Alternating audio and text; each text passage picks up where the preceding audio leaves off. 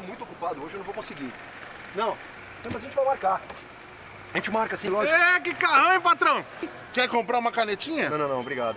Não, foi só um ambulante que interrompeu aqui. Ambulante não, patrão. A gente eu fala sou depois. um técnico profissional aqui especializado em venda externa, é bem diferente. Tá, eu não posso, eu tô ocupado, eu tô com Que pressa, isso, tudo bem? só um minuto. A caneta é boa, vai por mim, você não vai se arrepender, não. Que isso aí, cara? Pra que essa arma aí? Eu posso agora ter um minuto da sua atenção? Mas claro. Então vamos lá, olha aqui, ó. Essa caneta, novidade no mercado, combina com o seu carro, as gatinhas vão pirar, Olha só, fácil de carregar, leve, olha a aerodinâmica dessa caneta. Tudo isso por quanto? R$3, não vai nem doer. O cara que tem um carro desse, R$3. Mas não é um assalto? Que assalto onde? Assalto onde? Não, quem falou é assalto aqui? Essa arma aí, pra quê? Ah, isso aqui é só uma técnica de convencimento pra quebrar o gelo. Não gosta daquele coisa padrão. Quebrar o gelo. Funciona, viu? Aí, tá vendo só? Eu vou levar. Qual Eu quero que você quer?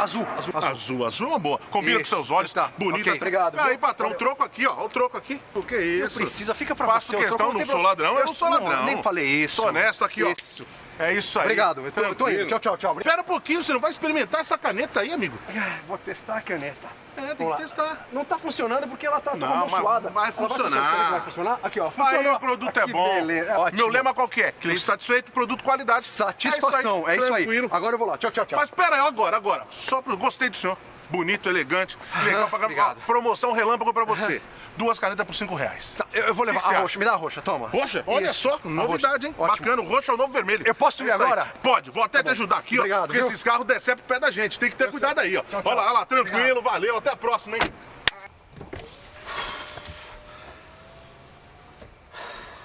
Ô, doutor, faltou preencher aqui a pesquisa de satisfação com atendimento, pô. Lógico.